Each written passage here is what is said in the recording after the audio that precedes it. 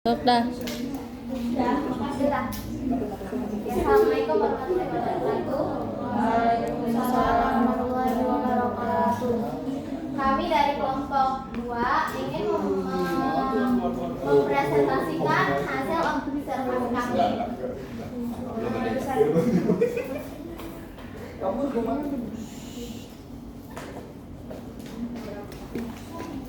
Selamat siang. Ibu Dr. Ina Rosdiana Lesmanawati MSI selaku dosen pengampu mata kuliah biokonservasi dan teman-teman. Adapun anggota kelompok kami ada Muhammad Sarjana, Nur Afifah Muharroma, Sarasa Puji, Sofiatul Hasanah, Niken Fadila, Gina Nur Fitriani, Delina Siti Nur Aisyah, dan Jakaria Afriansa. Materi pertama akan disampaikan oleh Delina Siti Nur Aisyah. Pada Delina Siti Nur Aisyah, silakan. Ya, baik, terima kasih kepada moderator atas waktunya. Selanjutnya yaitu ada latar belakang kenapa kita pilih tempat wisata Situwulukut. Nah,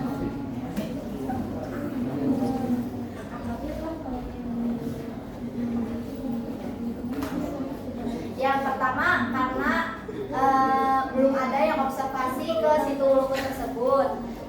Terus kedua melalui internet itu kita lihat itu Situwulukut itu masih asri, masih hijau. Nah, ya walaupun pas realitanya enggak. Terus pas tapi di sana itu tuh masih masih tergolong wisata baru juga. Jadi kenapa kita ngambil Situwulukut, karena di Situwulukut itu masih dibilang minim tapi masih lestari gitu, observasi itu masih dapat.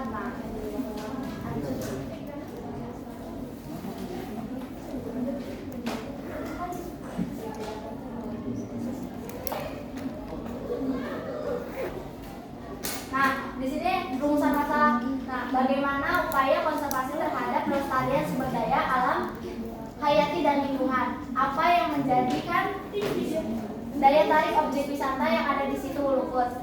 Apa saja keragaman hayati yang ada di sekitar kawasan ekosistem?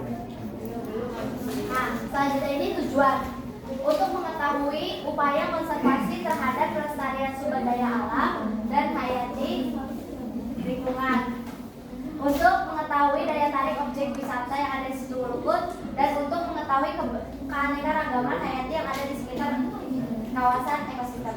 Saya kembalikan kepada moderator.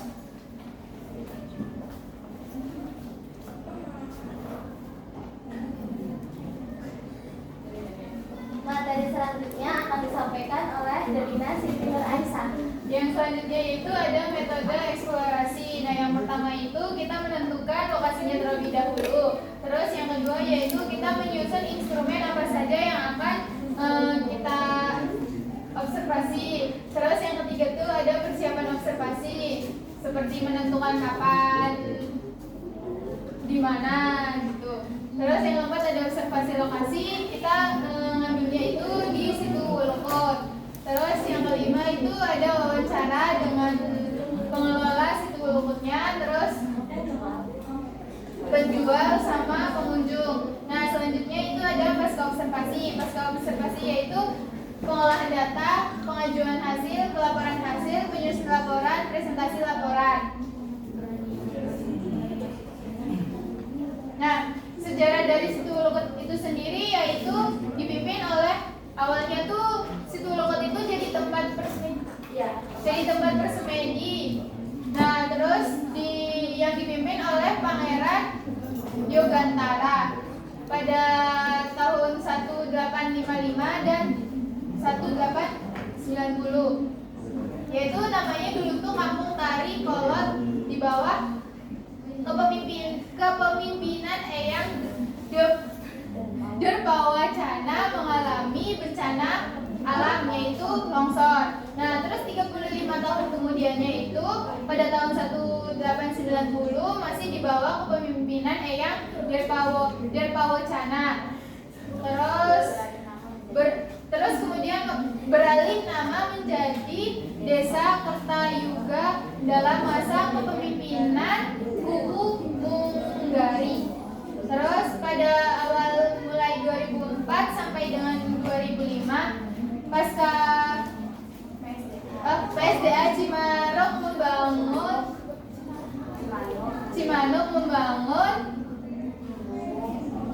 Embung Wulukut atau Situ Wulukut di atas tanah kepemilikan Desa Haurkuning yang kemudian dibeli oleh Desa Kertayuga sebagai aset desa. Sekian yang dapat saya sampaikan, saya kembalikan kepada moderator. Selanjutnya di sini ada Wulukut. Kenapa sih diberi nama Situ Wulukut? Karena yang pertama itu W itu artinya waktu, U itu usaha, L itu lantaran, U ungkapan, K itu keinginan, U itu untuk, dan T itu tawakal. Cara bacanya itu tuh jangan bisa teman-teman. Jadi Wulukut itu artinya waktu, usaha, lantaran, ungkapan, keinginan untuk tawakal. Terus hasil wawancara dengan pengelola berdasarkan hasil wawancara dengan Bapak Herlan Suherlan sebagai penanggung jawab pengelola, diperoleh data bahwa Wulukut dalam bahasa Sunda dapat diartikan satu huruf, yaitu waktu, usaha. Kalau untuk bahasa Sunda sendiri terdapat hulu dan kut yang artinya tempat berwudu, di mana dahulu tempat berkumpulnya kerajaan-kerajaan yang dari Sunda. Sebelum dinamakan Wulukut, yaitu namanya Panawengan, artinya pun sama, tempat bernaung atau tempat berkumpul. Awal mula perkembangan menjadi objek wisata yaitu pada tahun 2018 karena hutan alam. Jadi untuk pembuatannya pada tahun 2003 yang tujuan awalnya untuk perairan sawah, namun makin kesini dipercaya sebagai objek wisata.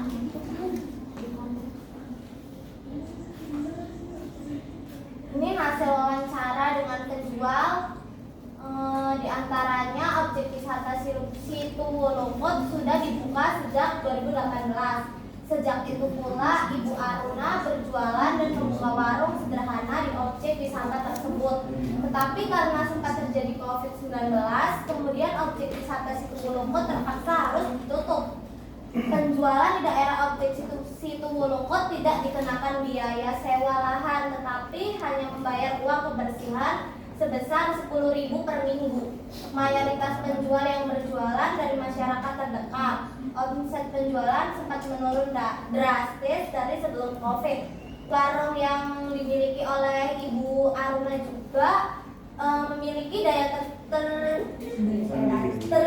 tarik tersendiri, yaitu memiliki spot untuk bersantai yang sejuk serta menghadap langsung ke arah Situ Wulukut kayak gini. Nih, ini nih Situ Wulukut yang di sini. Tinggal balik badan aja.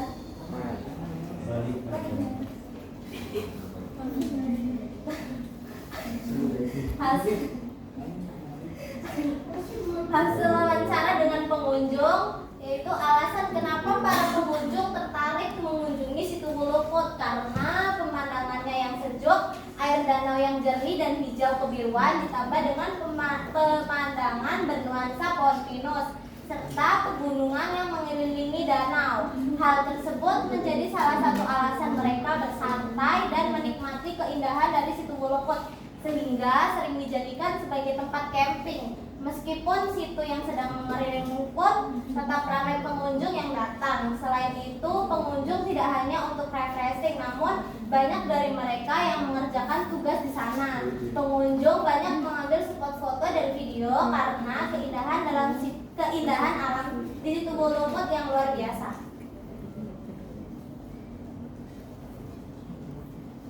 Terus keanekaragaman hayati atau tumbuhan yang ada di Situ Wulukut itu ada karet merah atau karet kebo, Ficus elastica, ada bambu kuning, bambu vulgaris, ada Ducvenal Eupatorium capilliformium, ada mahoni, Switenia, mahagoni, ada pinus, Fibrus palustris.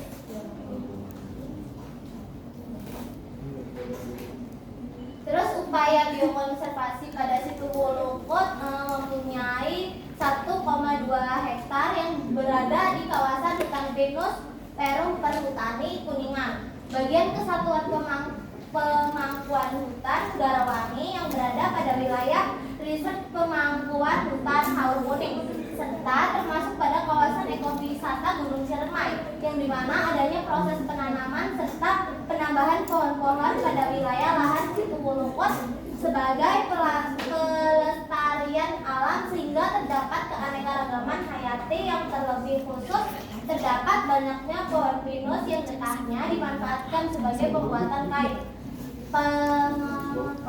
Pengevaluasian terhadap pengelolaan ini dilakukan setiap sebulan sekali. Objek daya tarik sendiri letaknya yang berada di dalam hutan, sehingga daya tarik utama dari situ Wolukot ini cenderung menyuguhkan aneka daya tarik alami, mulai dari nuansa asli hutan pinus, situ yang tenang, perbukitan yang tinggi menjulang, serta pematang sawah yang cukup indah. Walaupun saat ini masih dalam tahap pengembangan, beberapa daya tarik yang akan dikembangkan dari situ Wolukot ini adalah perahu selfie, jembatan selfie, kante, flying fox, sepeda air, camping ground. Terus ini ada aksesibilitas menuju kawasan ekowisata ya, kayak gini jalannya.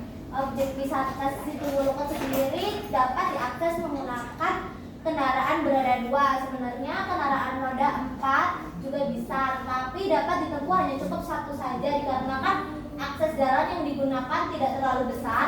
Jalan yang ditempuh sekitar 44 km dari kampus IAIN dengan waktu tempuh kurang lebih 2 jam. Apabila dari pusat kota Kuningan, estimasi waktunya sekitar 20 hingga 30 menit. Jalan yang dilewati itu tidak bagus dikarenakan lokasi situ terdapat di tengah hutan. Lokasi tepatnya di ujung desa Kertayuga, Kecamatan Nusa Herang, Kabupaten Kuningan, Jawa Barat, mana tempatnya menyajikan suasana yang nyaman, damai, dan tenang. Jalur tempuh dapat dilihat dari patokan arah alun-alun Kuningan kita ya. Arah Kuningan tempat tinggal yang kita arahkan kendaraan menuju jalan Arya Kamuni, lalu belok kiri ke arah jalan Veteran untuk selanjutnya berada di jalan Nanggelang sampai Cilahayu atau Jalan Raya Cikadung. Selanjutnya masuk ke arah kiri ketika melihat sebuah gapura untuk menuju desa Nusarang. Terus perjalanan hingga tiba di Bindusari. Terus hingga akhirnya tiba di desa Kertayuga, belok kiri ketika melihat kantor desa Kertayuga. Terus lurus aja hingga akhirnya tiba di tempat tiket masuk situ Wolukot. Saat datang ke situ Wolukot akan melihat area pesawahan yang hijau dan begitu luas. Kicau burung bersaut-sautan, hutan dengan pepohonan yang rimbun, serta dikelilingi keindahan pegunungan. Terus di sana juga selanjutnya akan dijelaskan oleh Nur Afifah pada di halaman.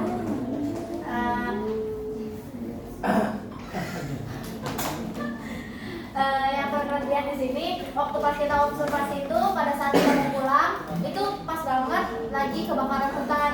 Nah, yang tadi sudah dijelaskan oleh Salsa, itu kondisi jalannya itu tidak memungkinkan untuk pemadam kebakaran. Nah, di sini itu pengelola penjual itu berusaha memadamkan api. Nah, tetapi karena ini nih kebakaran ini disebabkan karena pembakaran sampah pada siang hari. Nah, terus tuh waktu pas kita di sana itu terlihat udah 6 pohon pinus terbakar. Itu kurun waktunya itu dekat, cuma paling 10 menitan. Nah, terus tapi api ini berhasil padam karena dibantu oleh warga-warga sekitar juga. Kan kebetulan juga sebenarnya itu dari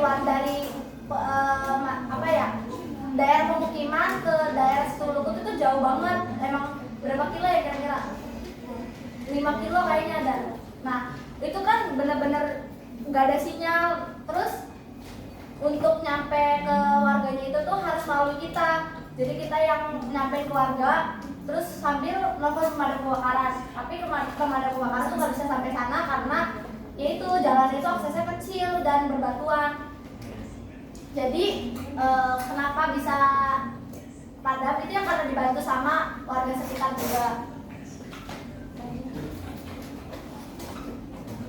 Nah, di sini kesimpulannya upaya konservasi adanya sebuah kerjasama antara pengelola dan petani. Terus ada daya tarik yaitu dari keindahan, akan kesejukan dan kelestarian alam. Yang ketiga, keanekaragaman hayatinya itu ada banyak, keanekaragaman gen, keanekaragaman spesies, dan keanekaragaman ekosistem. Lanjut ya. Nah, ini ada kembali dulu. Jangan makan dia.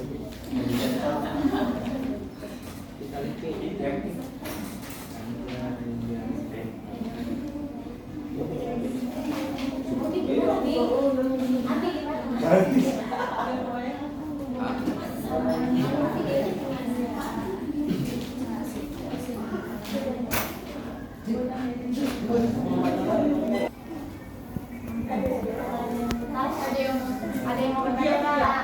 Saran apa? Dicatat ya. Tanya sok. Ya, perkenalkan nama saya Farid Syekh Rahman dari Kabupaten 4. Tadi itu sempat dijelaskan waktunya yang pertama sebagai sebelumnya ya sebagai tempat ngapain tuh?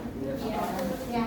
Kemudian yang kedua tempat sebelum itu dijadikan sebagai tempat berburu, sama yang ketiga Yang kedua itu kerajaan dulu. Jadi berbeda kerajaan terus baru dulu. Nah, pertanyaannya tuh apakah tradisi itu masih diberlakukan atau masih diberlakukan sampai sekarang, atau sekarang itu Lulut itu hanya sebatas tempat wisata gitu, dengan sejuta yang mengepisnya itu diakhiri apa ya di tahun-tahun ini gitu menjadikan wisata. Satu lagi, ada yang mau bertanya lagi nggak? Atau memberi saran?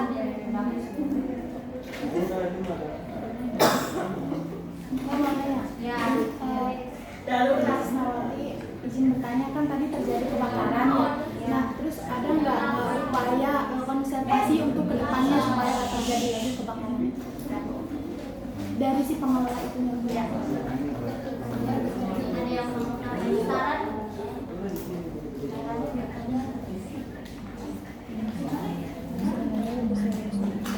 Dokumentasi jalan. Jadi ada pertanyaan sambil jawab pertanyaan dulu aja ya. Ini saya akan menjawab pertanyaan dari Farid. Tadi kan Farid tanya masih berlaku nggak sampai sekarang kan ya? Yang dari dulu sebenarnya kan udah dijelasin sama Salsa. Kalau tadi tuh pas kerajaan-kerajaan itu tuh sempat longsor. Nah sejak longsor itu udah nggak ada kegiatan seperti itu lagi, jadi kayak bersemedi terus kayak jadi itu tuh dijadiin tempat untuk perairan sawah aja. Nah jadi awalnya itu aja tuh cuma buat bersemedi. Nah sejak longsor itu udah nggak ada lagi karena kan kerajaan dulu kan udah ini. Tapi kalau untuk sebenarnya kata pengelolanya kan sebenarnya masih ada kerajaan-kerajaan di situ, cuma ya baik itu ya, jadi nggak harus terlihat. Kalau tempat duduknya kayak gitunya masih digunakan? Kalau tempat duduknya masih, soalnya kita tuh di musolanya itu tuh masih pakai manual gitu, jadi muncul terus ya, jadi muncul terus itu karbonnya, jadi nggak bisa dimatiin.